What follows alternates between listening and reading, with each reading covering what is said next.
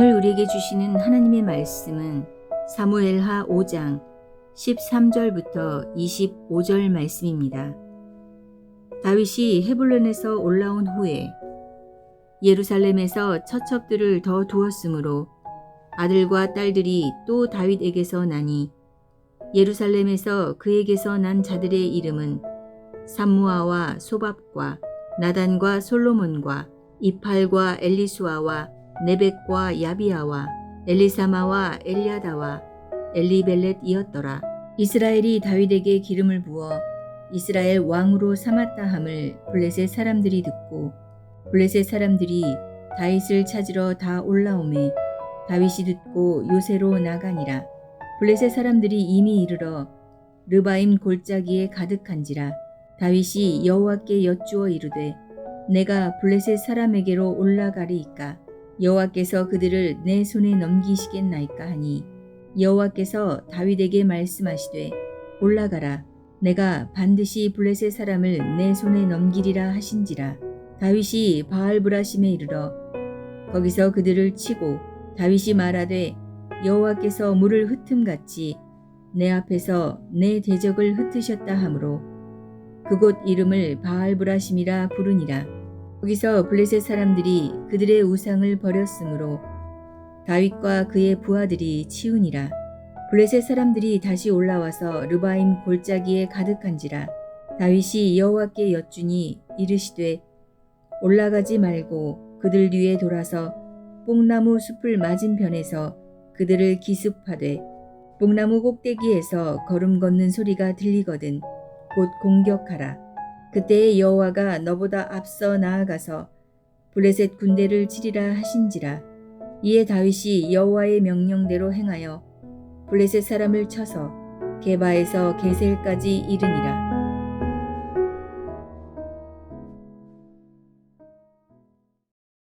다윗의 왕조가 시작됐습니다. 왕조가 시작됐다는 것은 왕위의 세습 체제가 시작이 되었다라는 뜻도 됩니다. 이제 앞으로 누가 다윗을 이어 왕이 될 것인가가 중요한 문제가 될 것입니다. 다윗은 헤브론에서 7년 6개월 동안 유다의 왕으로 있으면서 자녀들을 낳았는데 그 내용이 사무엘하 3장에 기록되어 있었습니다. 이때까지 다윗은 7 아내들을 통해서 6 아들들을 낳은 상태였습니다. 이제 헤브론에서 예루살렘에 올라와 이스라엘 전체의 왕이 된 후에도 첩들을 두게 되는데 바세바라는 여인과 아비삭이라는 여인이었습니다. 오늘 본문의 첫 절인 사무엘하 5장 13절에서 16절까지를 보겠습니다. 다윗이 헤브론에서 올라온 후에 예루살렘에서 처첩들을 더 두었으므로 아들과 딸들이 또 다윗에게서 나니 예루살렘에서 그에게서 난 자들의 이름은 삼무아와 소밥과 나단과 솔로몬과 이팔과 엘리수아와 네벡과 야비아와 엘리사마와 엘리아다와 엘리벨렛이었더라. 다윗은 총 9명의 아내를 통해 19명의 아들을 낳았습니다. 그 중에 5장 14절에 사무아, 소밥, 나발, 솔로몬은 모두가 다윗이 바세바를 통해 낳은 아들들입니다. 이들을 한 절에 묶어 놓은 이유는 다윗을 이어 왕위를 이어받은 사람이 솔로몬이었기 때문입니다. 다윗이 아내를 많이 맞은 것을 하나님의 뜻이었다 이렇게 말할 수 없습니다. 다윗이 아내들을 많이 맞은 것은 그 당시에 정략 결혼이 권력을 키우는 가장 보편적인 방식이었기 때문입니다. 권력을 키울 수 있다는 외부적인 장점이 있지만 왕권 쟁탈로 인한 형제 간의 다툼이라는 내부적인 단점이 있었습니다. 사업이 확장될 수 있지만 가정 불화를 일으킬 수 있었던 것입니다. 사무엘하는 앞으로 이 이야기를 다룸에 있어서 전자의 긍정적인 측면보다 후자의 부정적인 측면을 다룹니다. 즉 많은 여인을 거느리고 가정을 확장시킨 결과로 가정의 다툼과 아픔을 이제 우리가 사무엘하를 통해 보게 될 것입니다. 오늘 본문의 두 번째 내용은 블레셋의 침략입니다. 이스라엘보다 앞선 철기 문화를 가진 블레셋은 항상 이스라엘을 침략해 들어왔습니다. 이 블레셋을 어떻게 막아낼 수 있을 것인가? 블레셋은 다윗이 이스라엘 전체의 왕이 되었다는 소식을 들었을 때 이스라엘과 전쟁을 벌이기 위해 몰려 들어옵니다. 17절을 보겠습니다. 이스라엘이 다윗에게 기름을 부어 이스라엘 왕으로 삼았다 함을 블레셋 사람들이 듣고 블레셋 사람들이 다윗을 찾으러 다 올라오매 다윗이 듣고 요새로 나가니라. 여기에 보면 블레셋 사람들이 다윗을 찾으러 올라왔다라고 되어 있는데 찾다, 히브리어 레바켓이라는 단어는 다윗의 목숨을 노렸다라는 뜻입니다. 블레셋 사람들이 이스라엘과 적대 관계에 있었으므로 전쟁을 하러 왔다는 것은 보통의 이야기지만 그들이 특별히 다윗의 목숨을 찾다, 즉 노리면서 올라왔다는 내용은 다윗이 자기네 땅에 망명하고 자기 편인 척하다가 이스라엘의 왕이 된 것에 대한 배신감 때문이었습니다. 블레셋 사람들은 르바임 골짜기로 몰려듭니다. 18절입니다. 블레셋 사람들이 이미 이르러 르바임 골짜기에 가득한지라. 르바임 골짜기는 유다와 베냐민 지파 경계에 있던 흰놈 골짜기 북쪽에 있는 넓은 평지입니다. 즉 블레셋 군대는 다윗의 왕궁이 있는 예루살렘 코앞까지 진격해 들어온 것입니다. 이 외부의 위협을 어떻게 다윗은 풀어갈 것인가? 외부의 위협이라는 블레셋에 맞서는 다윗은 사울과는 달랐습니다. 다윗은 모든 군사행동을 철저하게 하나님께 여쭙고 진행합니다. 19절을 봅니다. 다윗이 여호와께 여쭈어 이르되 내가 블레셋 사람에게로 올라가리이까 여호와께서 그들을 내 손에 넘기시겠나이까 하니 여호와께서 다윗에게 말씀하시되 올라가라 내가 반드시 블레셋 사람을 내 손에 넘기리라 하신지라. 여기에 보면 다윗이 블레셋 사람들과 전투를 치르기에 앞서 두 가지를 여쭈었습니다. 다윗이 여쭌 것은 첫째가 블레셋을 대항해서 출전해도 되겠습니까? 였고 둘째가 출전한다면 승리하겠습니까?를 여쭈었습니다. 19절에 내가 블레셋 사람에게로 올라가리이까 그들을 내 손에 넘기시겠나이까가 이 내용인 것입니다. 그에 대한 여호와의 응답도 두 가지였습니다. 올라가라라고 하셨고 두 번째로 내가 반드시 블레셋 사람을 내 손에 넘기리라 라고 하셨습니다. 이것은 다윗이 그가 만나는 전쟁이 여호와의 전쟁이라고 알았다는 것이고 이 전쟁을 이기게 하시는 분도 오직 여호와시라고 믿었다는 뜻입니다. 여러분의 사업도 학업도 마찬가지입니다. 저의 목회도 마찬가지입니다. 전쟁에 능하신 여호와 하나님, 나의 사업과 학업과 사역의 성패는 오직 여호와의 능력에 달려 있습니다 라고 고백하고 주님께 우리의 일을 내어놓고 다윗과 같이 물을 때 하나님 우리에게 응답해 주십니다.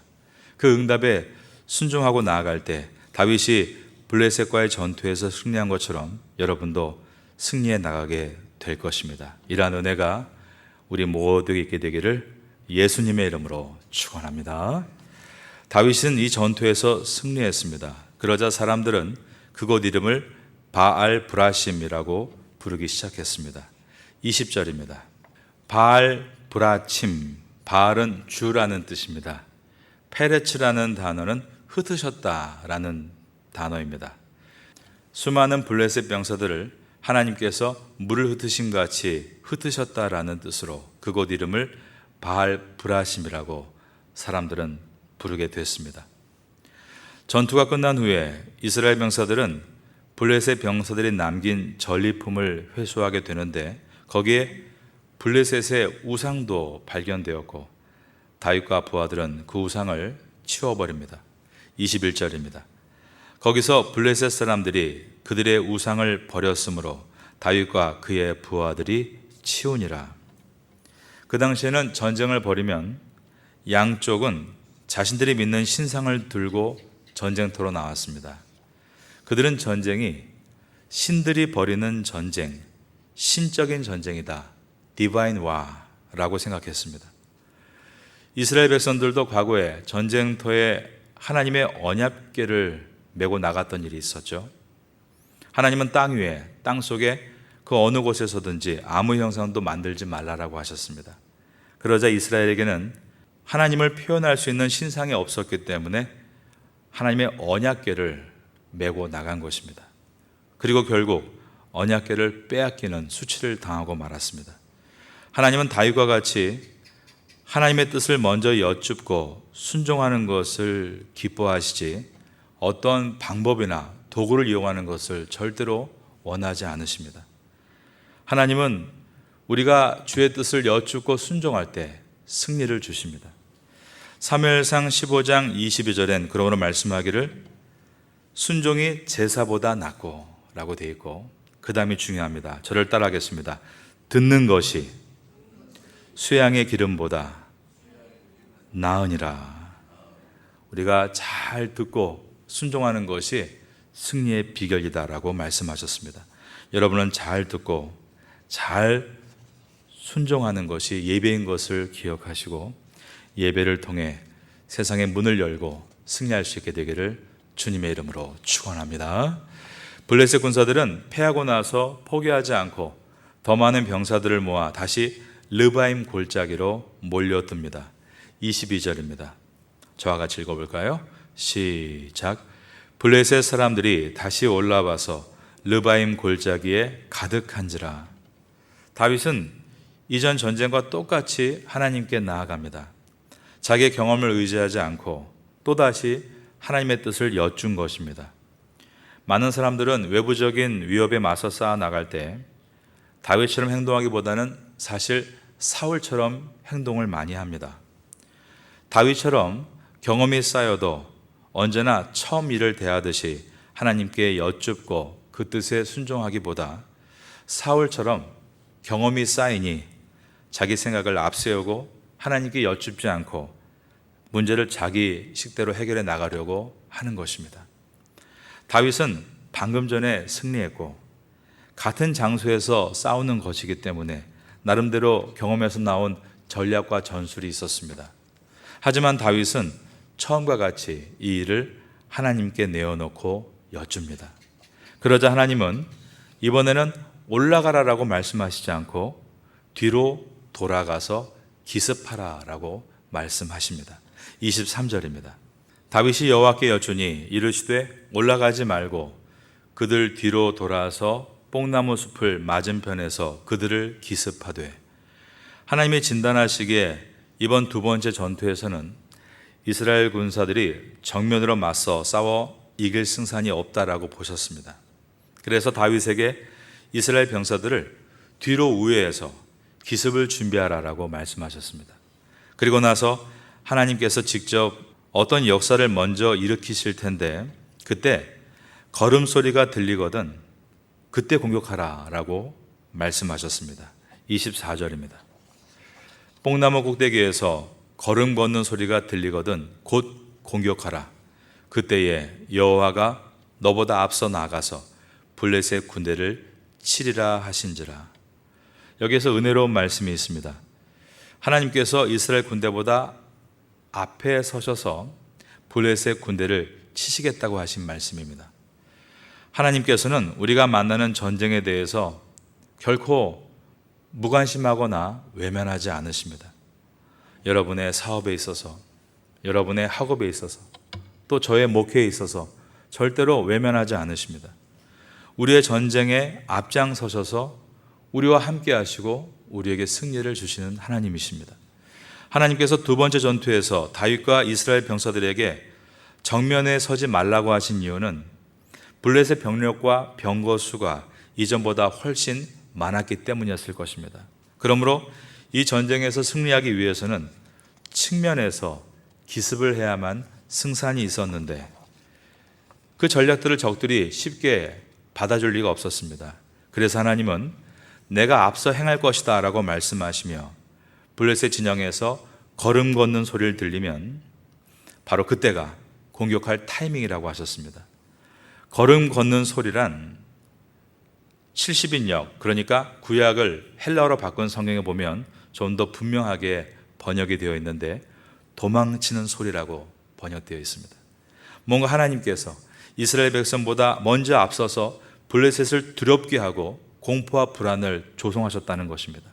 그러므로 이스라엘은 이 두 번째 전투에서도 승리할 수 있었습니다. 25절입니다. 이에 다윗이 여호와의, 그 다음 절을 따라하겠습니다. 명령대로 행하여. 여러분, 아무리 하나님께서 우리와 함께 하시고 우리 앞서 일하신다 할지라도 우리가 그분의 말씀대로 행하지 않으면 승리할 수 없습니다. 명령대로 행하여 블레셋 사람을 쳐서 게바에서 게셀까지 이르니라. 여호와 하나님의 명령대로 따를 때 승리할 수 있는 것이다. 오늘 본문의 가르침입니다. 이것을 꼭 기억하시는 여러분 될 수 있기를 바라겠습니다. 오늘 본문은 두 가지 내용이 들어 있었습니다. 첫째는 다윗의 가정서를 기록한 부분인 내부적인 문제와 두 번째는 철기 문명으로 무장한 블레셋의 침략을 기록한 외부적인 문제입니다. 우리는 항상 내부적인 오염, 컨테미네이션과 외부적인 박해, 펄세쿠션에 대해서 늘 노출되어 있습니다.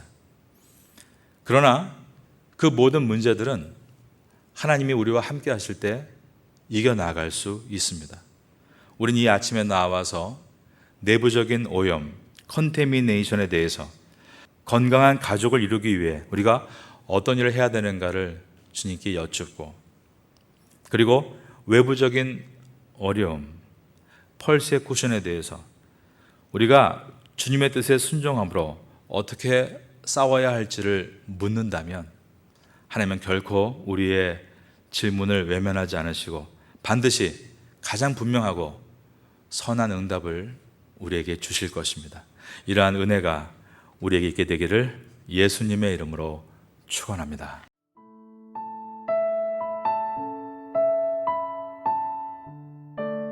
지금은 함께 기도하는 시간입니다. 4월의 공동 기도 제목은 첫째, 선교의 영역을 넓혀 주소서. 둘째, 선교를 지원하는 동역자들을 세워 주소서. 셋째, 4월 30일 장애인 가족 초청 행사를 잘 준비하게 하소서. 말씀을 붙잡고 기도하는 귀한 시간 되시기를 소망합니다.